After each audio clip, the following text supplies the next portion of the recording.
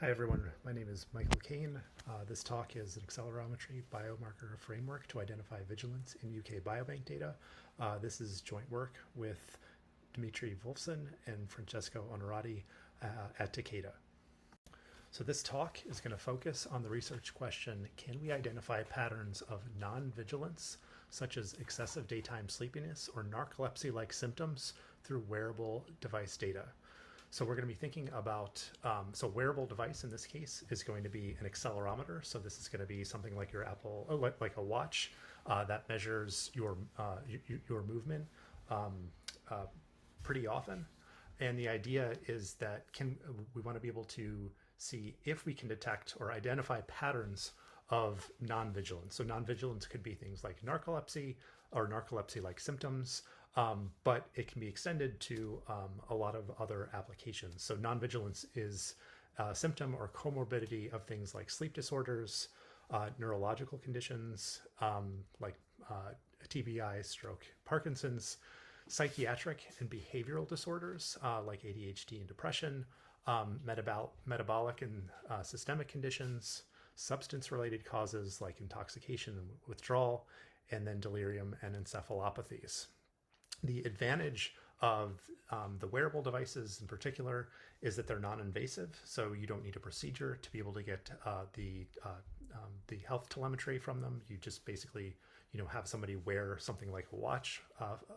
And then the other advantage is that whereas when you go into a lab or something to get tested, you end up getting a small snapshot of health, and labs in particular are kind of sensitive to things like people tend to go into labs or get labs with higher levels of anxiety, and a lot of times the behavior isn't representative of what a person is experiencing in their normal daily lives. So in this talk, all of the analyses are going to have been performed in R along with any of the presentation. This talk will be a little more focused on the actual results and a little bit more methodology and less about the code. But any of the times where I'm showing an analysis or presentation that uses R or more particularly an R package, I'm going to be showing you which package was used to actually create the presentation. So for example, in this case, you have a visualization at the bottom that was done using ggplot2, which is denoted at the top. All right, so the data that we're going to be using to do for this analysis is going to be UK Biobank accelerometry along with baseline demographic and lifestyle data. So UK Biobank includes accelerometry data along with demographics, lifestyle, and other variables for approximately 78,500 patients. The amount of accelerometry data that we have is in total 1,280 person years.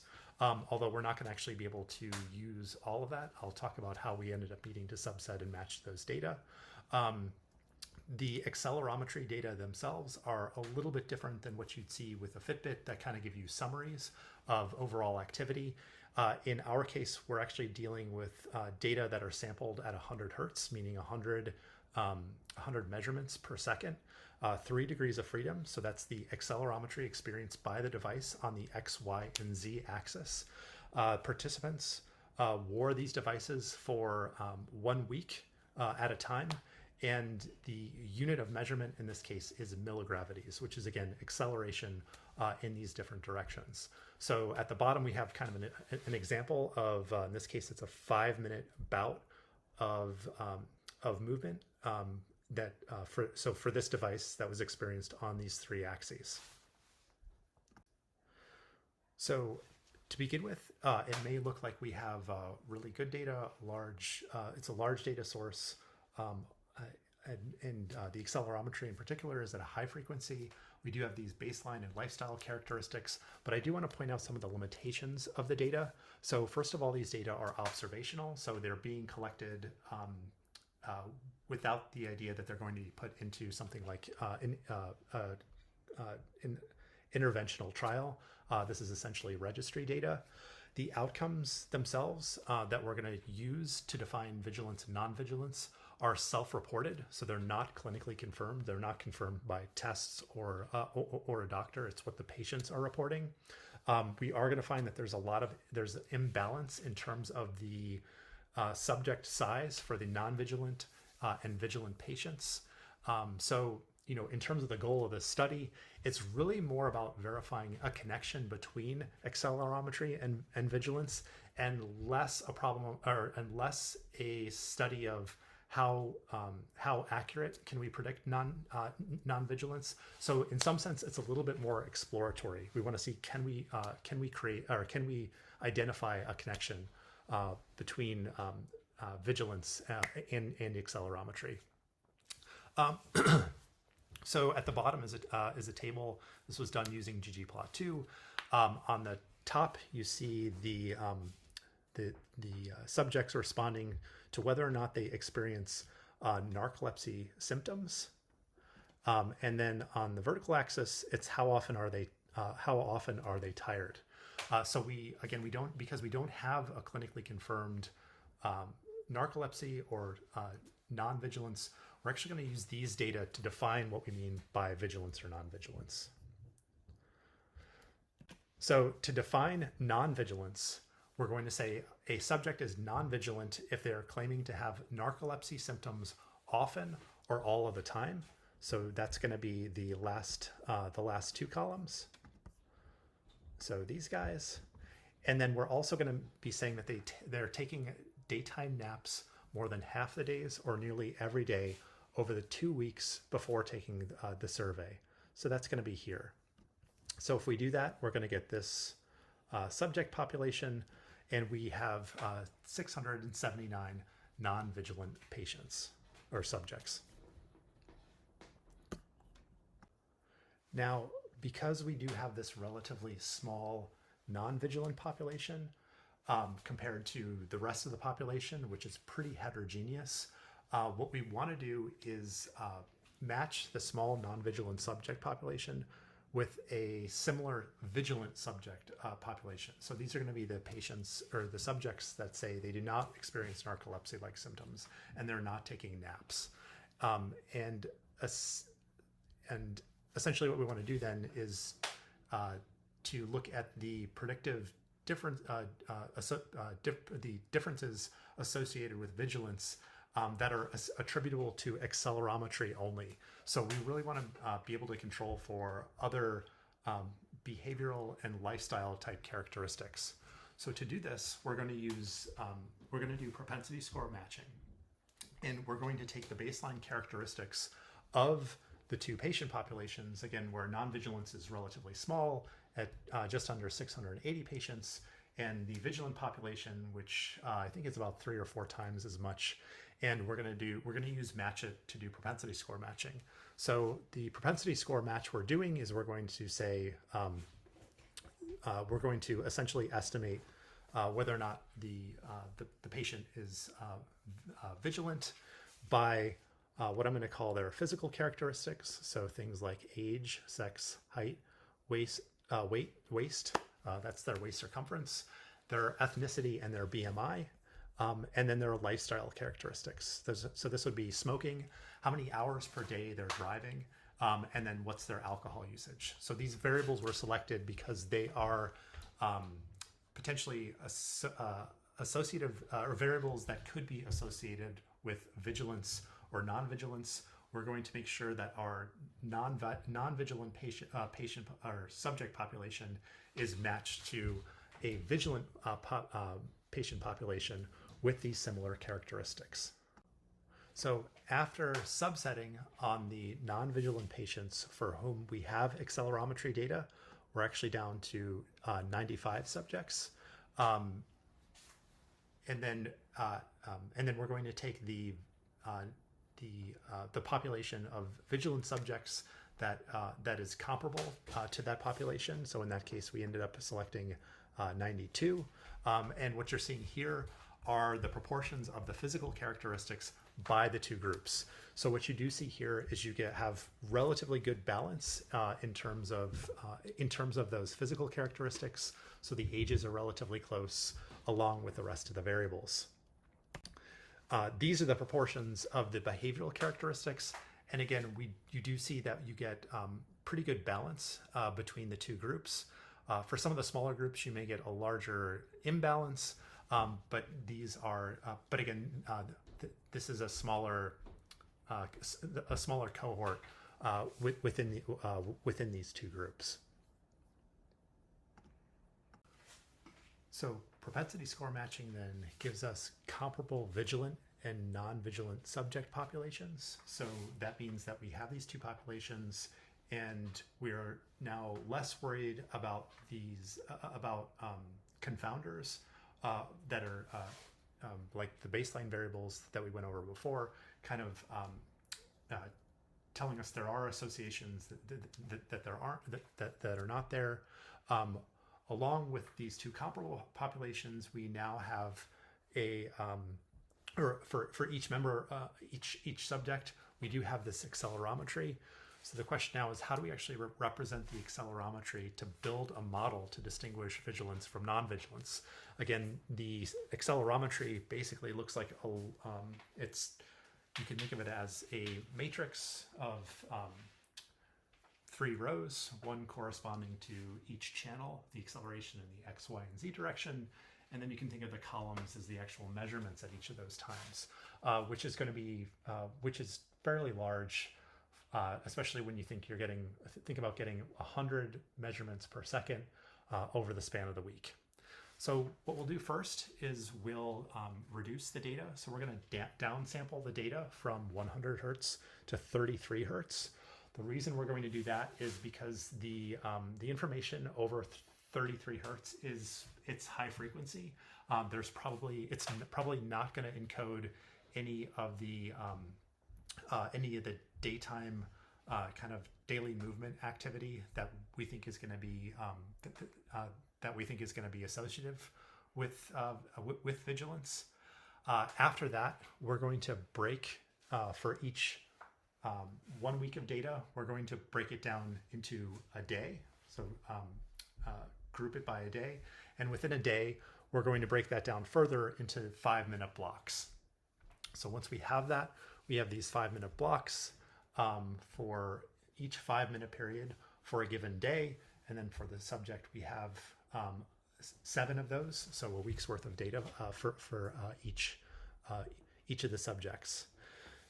Now the next thing we're going to do is we don't necessarily need to learn the fine-grained structure that we see in the accelerometry. So for example, with the accelerometry I showed before, the individual wiggles don't really tell us that much. We're going to use a different representation. That's the Fourier transformation, or the Fourier coefficients. So we're going to take the Fourier transform of the for each of the channels, and I have the Fourier equation here. We're going to take the modulus of this. So the Fourier transformation has 2 parts. There's a real and imaginary. The modulus of that is really just going to tell you how much energy was expended at a given frequency. And then we're going to sort those 5-minute blocks by the total amount of energy we see for a given day. And the reason that we want to do that is basically we want to categorize characterize the 5-minute blocks in terms of the total amount of activity for the individual during the day, without really worrying too much about when the actual activity took place inside of the day. So here's a paired example of the Fourier coefficients. So what we have here is on the x-axis, this is the frequency. So most of the activity is going to happen here at the lower frequencies. And then here we have, this is in terms of the total activity going from lowest to highest. And this is for a matched pair. So this is a subject in the vigilance group on the left, and then the non-vigilance group on the right. Again, this is 3 channels. X, Y, and Z are represented as red, green, and blue here. So you can see this subject on the left does have more movement in the X direction, and whereas this patient or the subject on the right has more in the in the y direction. Now, because we have an image-like representation for the data, we can use a convolutional neural network, which had been pretty successfully applied to image problems, especially about 10 years ago is when they got pretty big. This particular convolutional neural network that I'm showing here was inspired by AlexNet, which was a really popular one a little while ago, but it's much more shallow. We do want to keep the number of parameters to a minimum, which does mean making the network a bit more shallow. So in this case, we have our 3 different channels. We're going to apply a convolutional layer. In this case, we're going to use a filter size of 3. So it's going to do convolutional neural network on each of the 3 layers. For each of the 3 layers, we're then going to do a max pool. So for the resulting, what comes out of the convolutional layer, we're going to take the maximum of them at the pixel level to get this down to a single channel, a single 2-dimensional object. And then from that, we're going to do another convolutional layer. And then we're going to flatten the matrix. So after the matrix is flattened, we're going to have a fully connected layer with 50% dropout. And then we're going to reduce the dimension down to 256 dimensions, all the way down to 1, which we can apply an inverse logit or a softmax to decide whether it's vigilant or non-vigilant. For training, we ended up doing 20-fold cross-validation, and this was at the subject level. So we had a subject population of a total of 187. For each of those patients, we have about 7 days of data. So as we were creating folds, we were selecting again at the patient level rather than at the day level. The reason for that is that we didn't want to end up predicting on or doing out of sample predictions on patients that we had already trained on. We were using 80% in a given fold. It was 80% of the data was for training, in other words, to build the model, 10% for validation. And by validation, I mean, this is where we were actually stopping the deep learner from overfitting. So you use a small validation set to decide when to stop training the model. And then we had a separate 10% holdout. So this was for evaluation of the out of sample accuracy. We did do 3 separate experiments. So we did estimates on days by themselves. We also tried doing subject level estimates. So for a given subject, you have up to 7 days of estimates, and basically you can average over the estimates for those, and in some cases get slightly better results. The other thing we looked at was the results for younger subjects. So these would be subjects that are 65 or less. These are the results. There are a couple things to note about the results. So first of all, the AUC is above 0.5, but it's not that much above 0.5, and it is actually above 0.5. This was validated. We validated both the AUC and the F1 score. So there is an association there. It's not particularly strong. So in terms of the goal of the research, we did hit the mark. But this is not like a lot of the deep learning problems where you're getting much higher accuracy rates.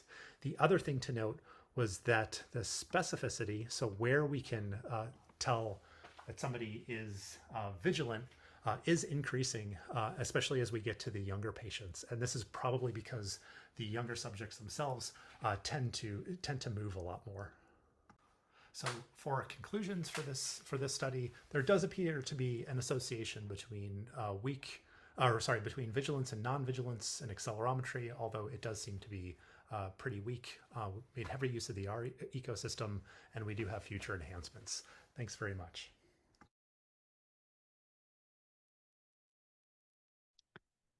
Excellent. Lots of activity in chat. So just want to open it up for folks to ask questions. We're kind of at the end of time, so we may have time for just one question. Our next session starts in about 2 minutes. Right. So maybe I'll take Peter's silly question. Are there narcolepsy participants on treatment like Ritalin, Manafidil, et cetera? Could that be lowering the AUROC versus untreated folks? That's a good point. I think yes, it could be. So like the standard the standard treatment is stimulants. Those may be affecting some of what we're getting. Hopefully, not too bad. Basically, because of the subject population that we were because of the subject population that we selected. But that definitely is a potential reason for not having as as good an AUC curve as we wanted.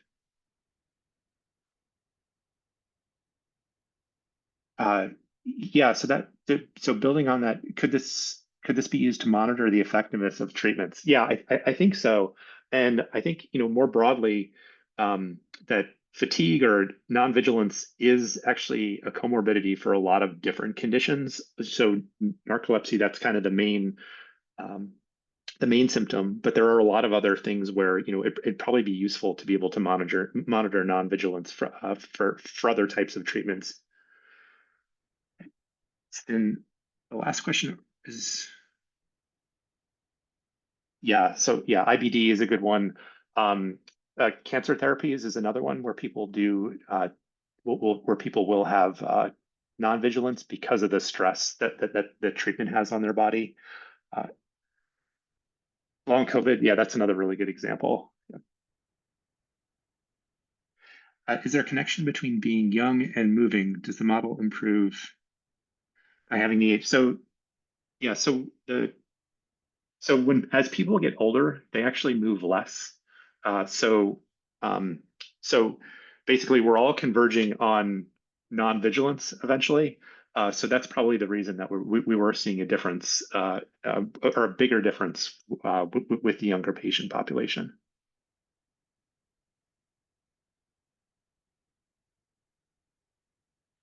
Uh, Partially, I think if you stratify by age, you're going to do a much better job, like we showed.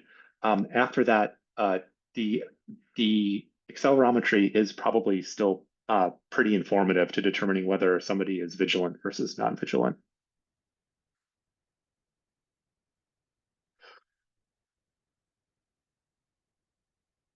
So do we search sleep paralysis? So we did not have any sleep paralysis information. That would be kind of another, yeah, that would be another interesting direction to look at. Thanks.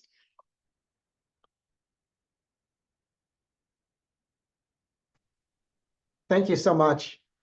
Sure, no problem. Thanks all. Terrific presentation. See you in the next session. Sounds good.